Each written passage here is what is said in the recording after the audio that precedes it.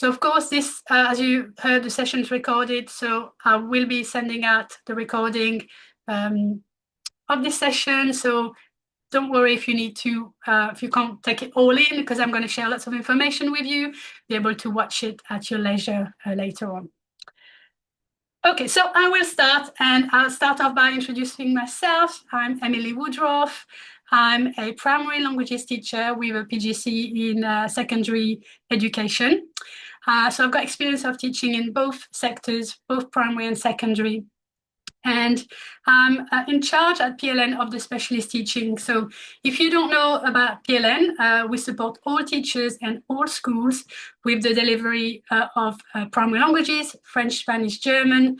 And there is a whole side of what we do where we support non-specialist teachers, but we also support lots of specialist teachers too. And that's the side of the operation that I look after.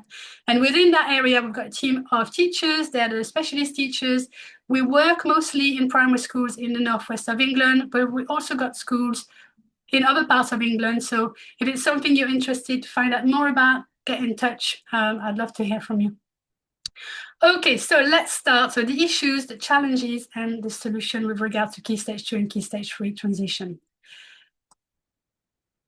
Okay, so what does the curriculum actually say when we're talking about transition? So I thought it was really interesting to mirror both curriculum, the Key Stage 2 one and the Key Stage 3 curriculum.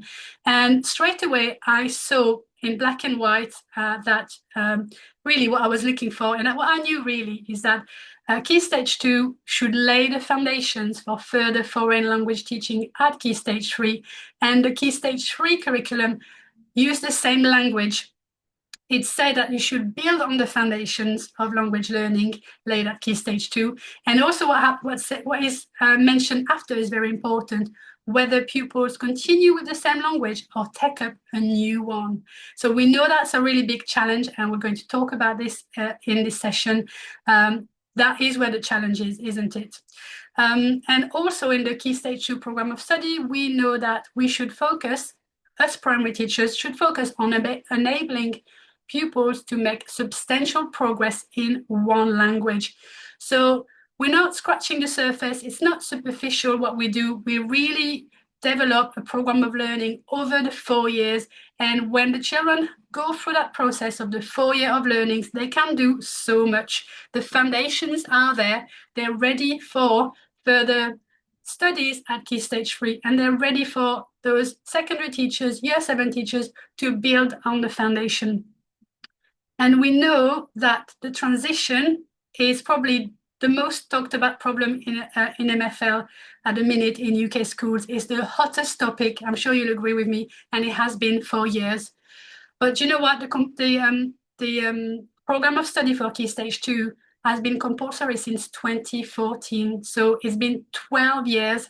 So it's been a long time. And I won't accept that, you know, that secondary schools aren't really building on that progress. And I know it's difficult, and hopefully I'm going to give you some ideas of what can be done.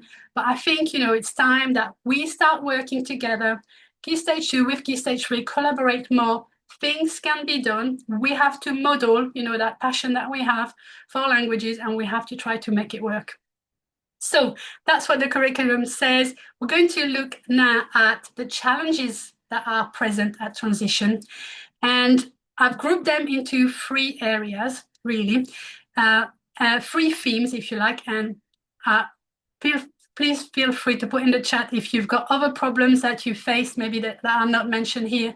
But there are around 3 areas, really. So number 1, when year 7 arrives in primary school, they have very different experiences. So that prior experience might be there, but it might be very, very inconsistent.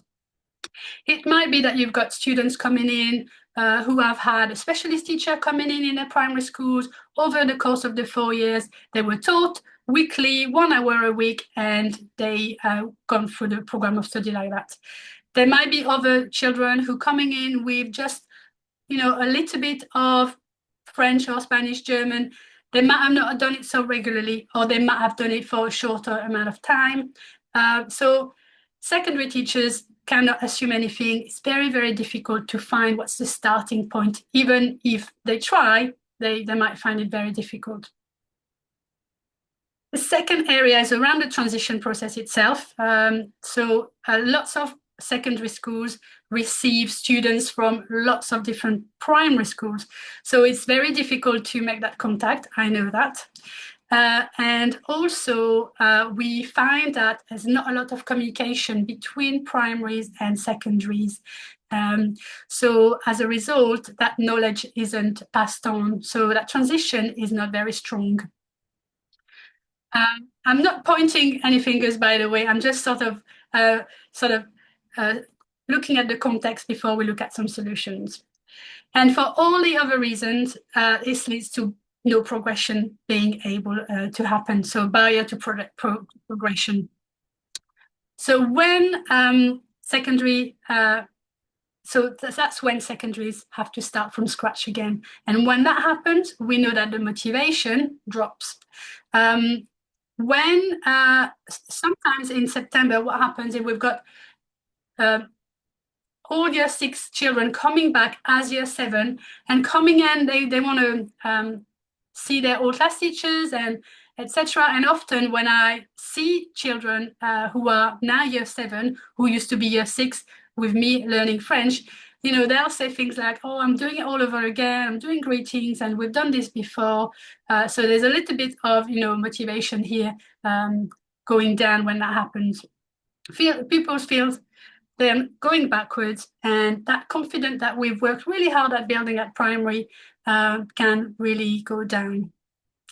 So these are some problems that we see, okay? And like I said, I'm not pointing the fingers, and there are, you know, things that both sectors can do in the primary sector as well as the secondary sectors as well.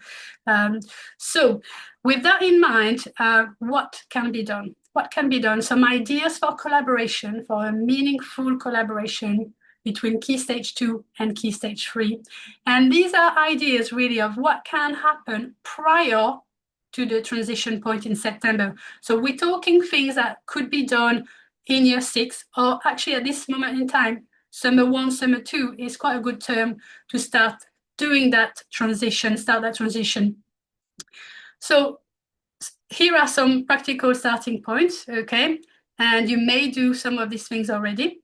Number 1, it seems very obvious, okay, but establish communication. It's really important that primary schools and secondary schools have an opportunity to talk about that existing learning that is passed on, that there are opportunities for teachers to meet from both sectors.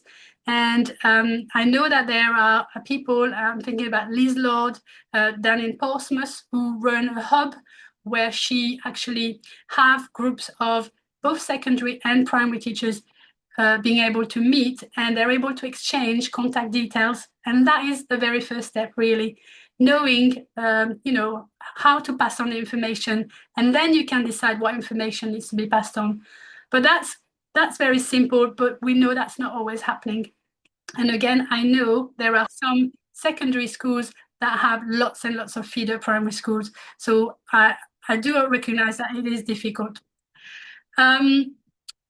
As well as establish the communication. Once you've established that communication, what you can do as well is look at a transition piece of work. So I'm going to show you an example of this in a moment, but in the PLN scheme of work, in the summer 2, we have a piece of work that's called Read All About It. Looks like a newspaper, that's why it's called Read All About It. And it's like a pupil profile written in the target language, if you like, a celebration of the learning that has been going on over the course of the 4 years. And that is a piece of work that really showcases what the children can do with support, of course, but this is an example of something that could then be passed on to a year 7 teacher or to a head of department. So that would be the responsibility from the year 6 teacher, once that communication is established, to pass on a piece of work that really shows what has been done. And I would also say it would be good to send a range of pieces of work, so that shows a range of abilities. So not just an ARE, you know, a child who works at expected level, but also what it looks like when they're working at above and also below. That would be a really good, interesting thing to do. Another idea that we have along these lines, and is something we talked about in our presentation, Kate Percival and myself at the AAA Language World this year, a tool called Transition in a Suitcase. And when we talked about this, a lot of people were very, very interested in it. And so we've had another look at this resource. We've given it a little bit of makeover because it was quite an old resource. And I'm happy to share this with you later on and offer this as a freebie if you want at the end of the session. But what is transition in a suitcase? It's, you know, imagine it's the summer term. You're packing your suitcase for the summer, and you're going to pack all your favorites in your suitcase. It can be a real suitcase, a real box where you can pack things in. So if you're crafty, that's a great project to do. But the way I've done this in the past is as a digital suitcase. I'm going to show you an example in a minute. And this idea is that a lesson where you have a chat about what you've really enjoyed throughout the year. So it could be, for example, packing in your favorite game, your favorite song, your favorite topic, favorite activities, and a favorite word or words that you've enjoyed this year. Then that can be passed on to the next year's teacher. It works really well for transition within Key Stage 2. So, for example, a Year 3 teacher sending a transition suitcase to a Year 4 teacher, but equally it would work really, really well that a Year 6 teacher do this and then sends this to the Year 7 teacher. So it gives an idea of what has been done and the range of things that has been done. And also it's an opportunity to start that conversation when your students come into you as Year 7, if you tell them that you know some of the things that they've done before. Another idea is, and I know quite a lot of schools do that already, is organize a Year 6 workshop or a taster session. It could be Year 6 or it could be Year 5. And I'm not talking about the sort of the transition day that you have, but something that would come before that. And that's why I said maybe in Year 5 or Year 6, where a secondary MFL teacher visits a Year 6 or Year 5 class before the transition. It gives them a chance to meet them face to face. And I know sometimes it happens, you bring students with you as well, and you can run a little workshops. And that's a really good way to think about transition before it happens. So before we get to September. And another tool is the ASCO Transition Toolkit. Now, I'm not 100% sure that this toolkit is still available. So, but what it is it was a tool that was developed to open a conversation between Year 6 and Year 7. And it looks like a table with drag and drops menu. And you can edit the table, you can compile a list of what you've covered, what the children have engaged with. So, for example, you might say that you've covered gender of nouns, that you've covered adjectival agreement, opinions, that kind of things. And that was then something that could be transferred to the high school. So I'm going to show you now a little bit more about the transition in the suitcase. So like I said, you'll be able to access this resource completely for free at the end of this lesson if you want to. And I'm going to show you my take on the transition in the suitcase idea as a digital suitcase of learning. So like you would pack in your suitcase for the summer, we're going to pack our favorites. So that's a great opportunity to have that conversation with the class about what has gone well, what they've enjoyed learning with you.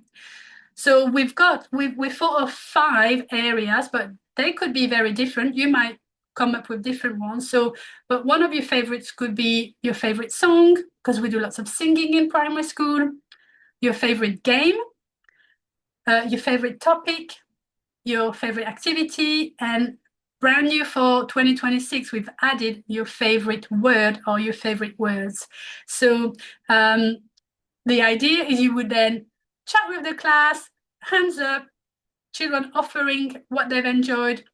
So, for example, what this might look like for your favorite song, you might type in favorite song is the greeting song, for example, and why we love it. Well, we love it because we sing it every lesson, and we have learned lots of different greetings through singing it.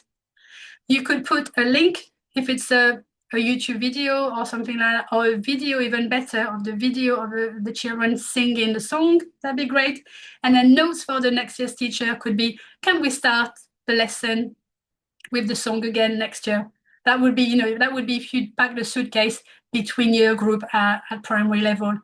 But I think, you can see that this would work really, really well to be passed on to year 7 teachers as well. So that's a transition in the suitcase. That's the PDF actually that we've compiled for you that explains to you how it works exactly, and it gives you an example, and we can give you that at the end as well.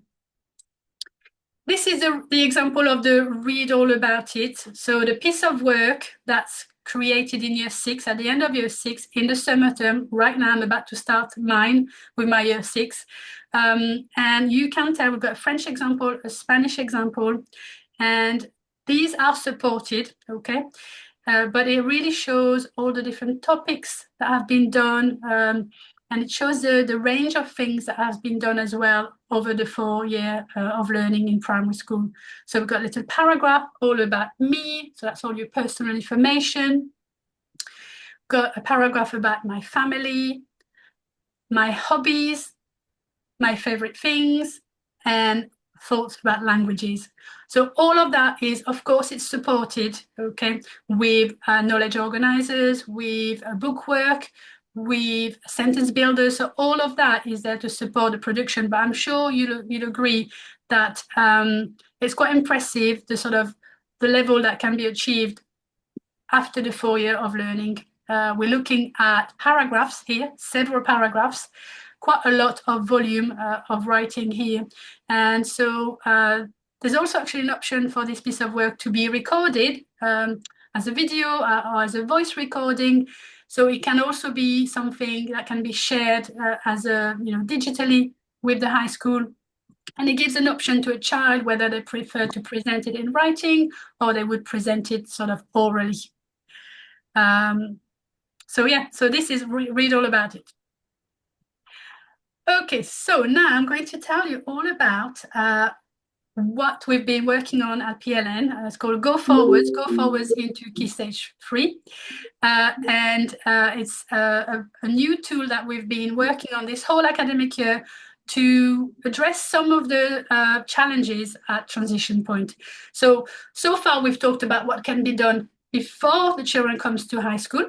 And this would be something you would do when they come to you in year 7, the first few weeks. But we also see transition as something more long-term. And for us, transition is very much the whole of year 7, because every time you introduce a new topic, there is that opportunity to see what prior learning the children have in that particular topic. So that's why we think the transition is actually not just the first few weeks of September, but it lasts the whole time. So the core principles, if you like, of Go Forward. So first of all, it's the main thing is to recognize and build upon what the pupils have already learned. And our sentence we kept on coming back to was revisit, don't reteach. And the 4 principles that we follow every time we develop one of these Go Forward units is that we use open-ended, inclusive activities that elicit prior knowledge and engage all learners. There is some task where there is no wrong answers, so all language is valued. Number 2 is to identify the general skills that pupils bring to year 7, regardless of the language they've previously studied. And here we want to include as well home languages, home and heritage languages, maybe a child that might learn a language on Duolingo, or a child that has a brother or sister in high school and they're learning alongside their brothers and sisters. It could be somebody who's picked up a few words in holidays. We really want to encourage all language and to value that. Number 3 is to provide you, Year 7 teachers, with opportunities to recall and consolidate the core content of the vocabulary, the grammar, and the phonics. And then finally, the 4th principle is to extend and deepen the substantive knowledge and the skills established at Key Stage 2. So we don't, we're not saying we're going to fix all the problems, but we definitely think that there are some areas that we can definitely offer a solution. So what I want to do now is I want to tell you a little bit more about what we call the Go Forward topic packs, explain to you what's in the topic packs, and then I will actually demo for you from an existing topic pack how I would use that resource myself and what you can find in the different parts. So what are the packs? So basically you would use it before you start a new topic in Year 7. The intention is that a Year 7 teacher would use this ready-made resource to revisit, reactivate, and also extend prior knowledge before the new content is introduced with your own scheme of work. That's how we've built it. We think it's going to help Year 7 teachers to identify starting points, to know what pupils already know, rather than guessing and starting from zero. And we think that with that data, you'll be able to maybe look at settings, if that's what you do in your school, or even things like informing your sitting plan as well. It can be used for one lesson only, so it could be your first lesson, or it could be more flexible, okay? You can dip in and out of the resource, you can do certain skills and not others, tweak it to your advantage. The only thing that we would say is you would need to do the first part, which is called Go Fetch, which I'm going to tell you now a bit more about. So Go Fetch is what we call the warm-up phase. By the way, this is the terminology that we use in our own scheme of work, in the Click to Teach scheme of work and the Video to Teach scheme of work. So our children who follow the PLN scheme of work are familiar with that terminology. But what this means is the warm-up phase, the start of the lesson. And in the Go Fetch part, it encourages students to make links and look for similarities between previously learned languages in Key Stage 2, home and heritage languages. So you're going to see that in the Go Fetch, there is some French and some Spanish, because that's an opportunity for children who may have studied different languages and find themselves in a classroom together to share that experience and to have that conversation and talk about the language learning skills as well that they've learned. I've said this already, but in the Go Fetch, there's a no wrong answer approach. Everything a pupil brings is valid. That's very, very important. And, it creates that psychological safety before more structured work begins. So, and I think students will value that their prior learning has been, seeked, and people, they're ready to build on that. So after the Go Fetch, we then explore the different skills. We start with listen, so go listen. So start off by listening activities, and we straight away present everything at paragraph level or text level, using the core content that's introduced in the previous activity, Go Fetch. We also wanted to include new vocabulary in that section to provide stretch and challenge, because some children will be very familiar with the core content already. So we wanted to make sure there is that stretch and challenge for those students who are already ready to go faster. And in the Go Listen, we also built that listening discrimination. So after listening, we speak, okay? We teach children to be confident from day one. And in that section, students have to respond to audio and visual prompts. So we've got videos of native speakers. So it's myself for French, and it's Irene Hernandez for Spanish. And there's lots of different activities that the children have to sort of watch the video and listen, respond. And we focus on accurate pronunciation, fluency, intonation. We talk about phonics, all of these things. And through these activities, students gain confidence in spoken interaction. We then move on to Go Read. So Go Read are reading activities. They're also at paragraph levels or short or sentences level. And they're using the core content from the Go Fetch. As well, there is some new content introduced to provide that stretch and challenge. And it builds on the vocabulary knowledge from the Go Fetch and the Go Listen phrases. Finally, the outcome is a piece of writing. So Go Write will enable the students to produce short text using familiar language and the new content if they want to from the other sections. And there's a focus on accuracy. So we talk about, writing accurately using accents, symbols, grammatical structures where appropriate.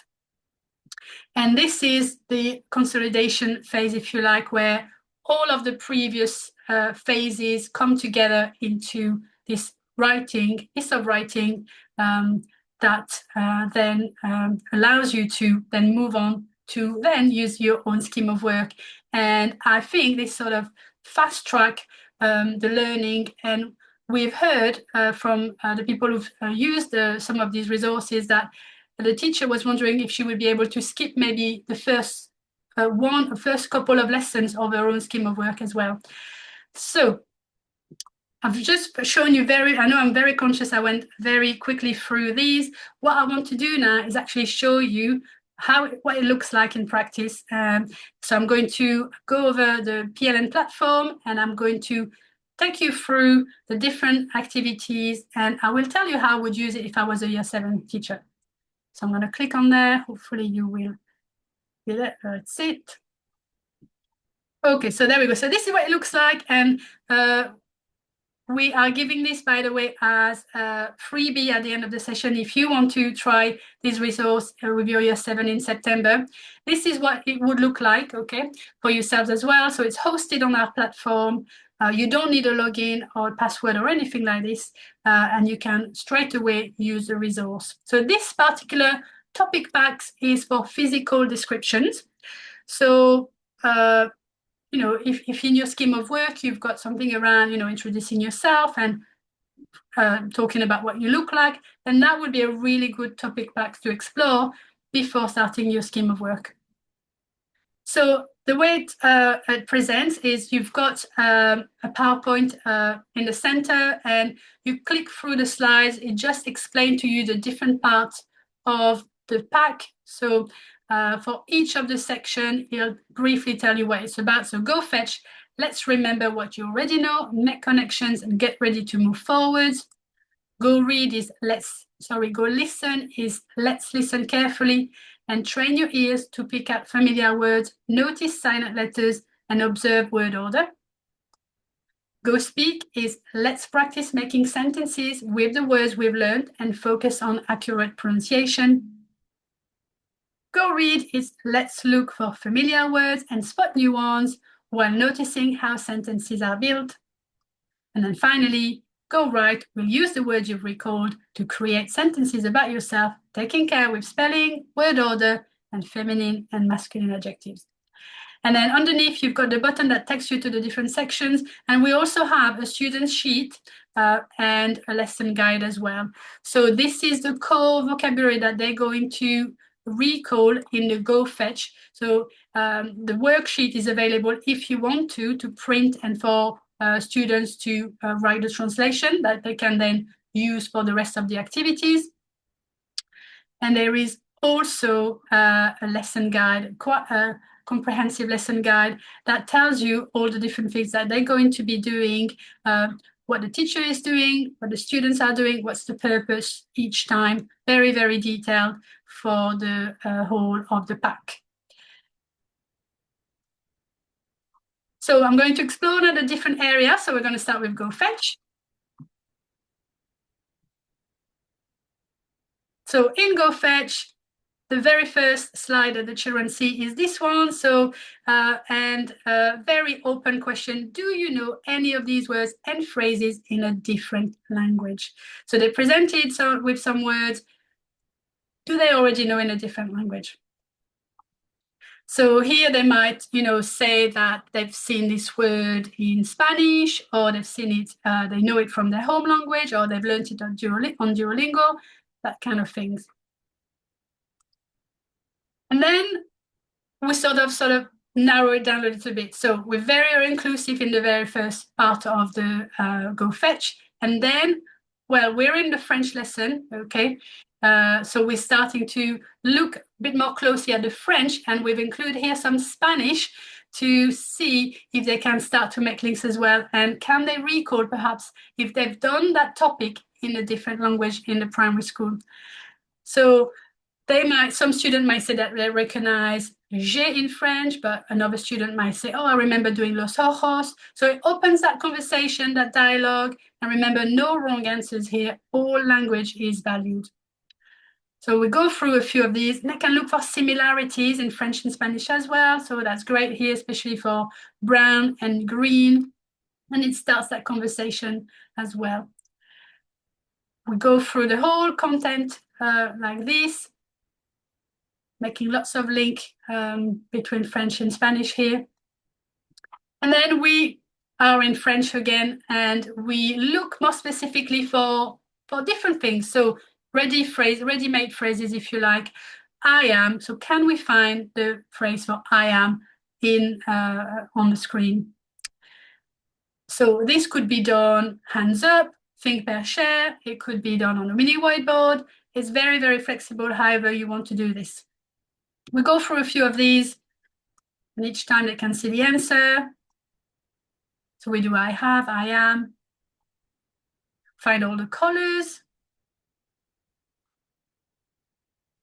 Find the nouns. So we can, start talking using the correct terminology here. And how do I know their nouns, for example?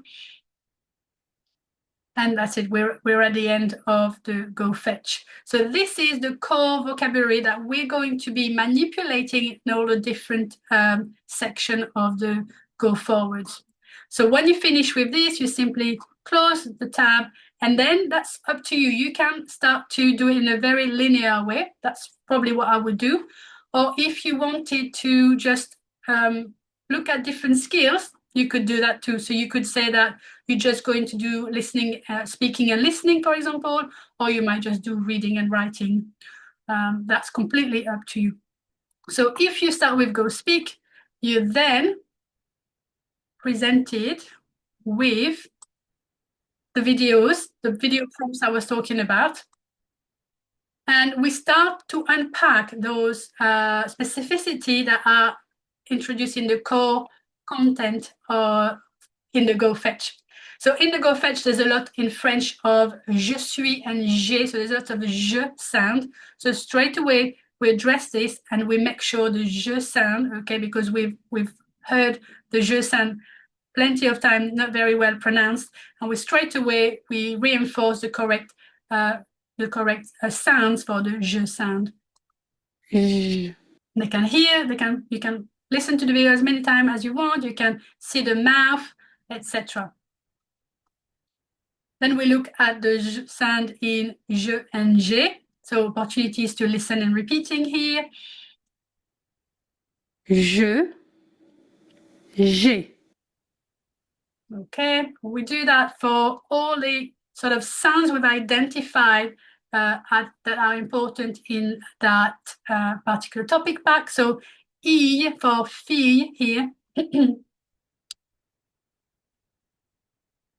And also in the set of words that we have, we've got the word garçon in it that has the C with the cedilla. So a great opportunity to talk about this straight away, accents and symbols, and what difference those cedilla makes as well.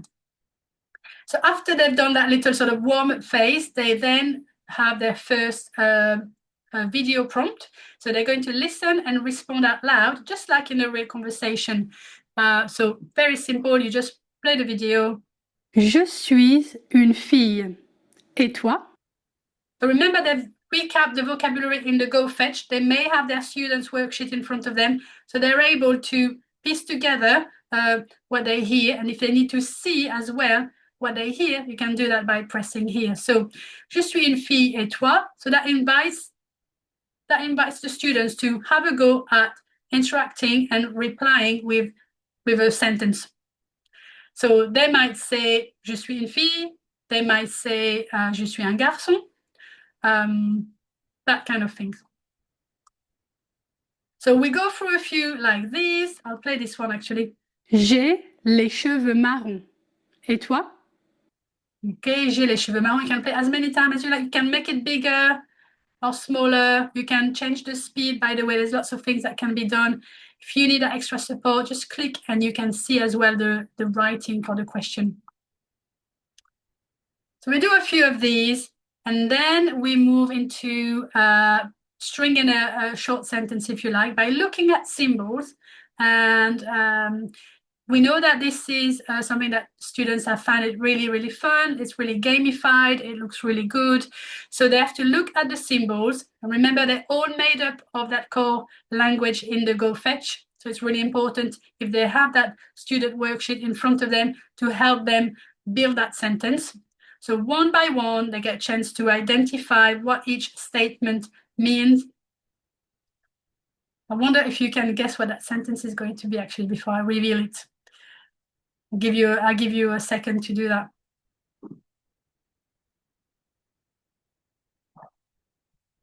So let's see. So the correct answer here was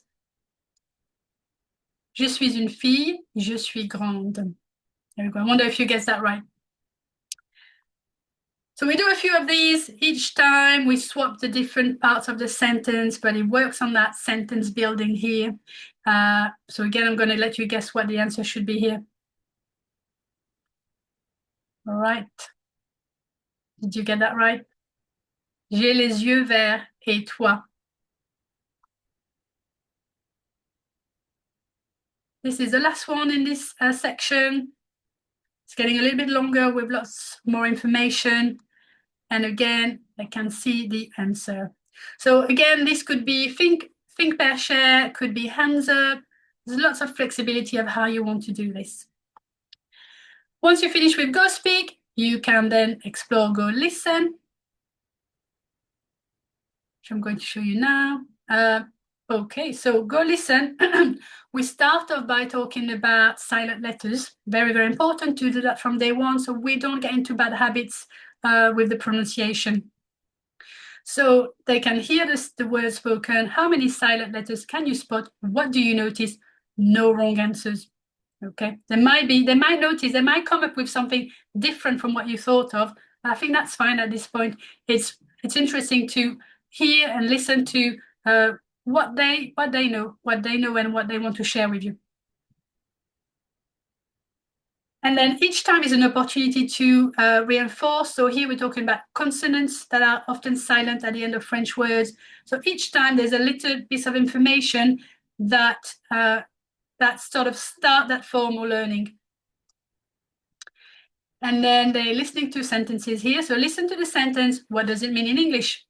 Okay, again, partner work or hands up will work really well as well. And then click and you have the answer.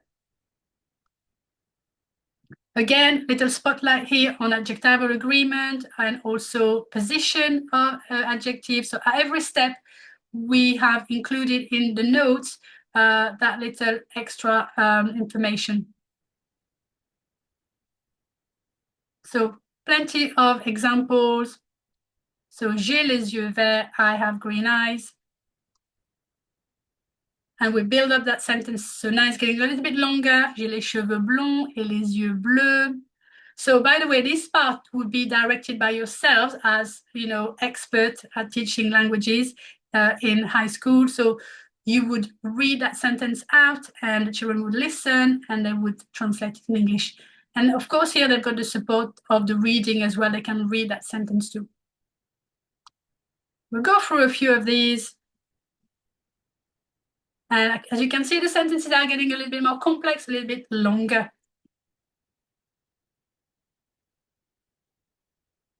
There we go. So here we've got identify the new language. So there is a new word in that sentence that was not introduced in the Go Fetch, but voluntarily we've chosen a cognate. So it was easy to children to pick up that new word and straight away be able to use it really, really quickly. There we go. Here again, we've got some new language. So it's cool, short, that was not introduced previously. So it allows some students who already are very familiar with the core knowledge from the Go Fetch to be challenged, to be stretched. When you finish with the Go Listen, you can then move on to Go Read. And for the Go Read, you will look at some short paragraphs, okay? And there'll be an opportunity to do some reading aloud here. So with your partner, read aloud the 3 paragraphs below. So very first thing that they're going to do, they're just going to practice reading aloud. As partners, you may want to listen to some students as well reading aloud. We know that's a really important skill to start developing early on. So we wanted to include some of the activities that they are going to be, doing at much sort of higher level later on as well. So here they read first, and then there is a little bit of reading comprehension. So they have to read again the text and they have to choose the correct answer. Okay, so for this, you'd click the answer on the screen directly. So for example, what's the girl's name? So they've got to remember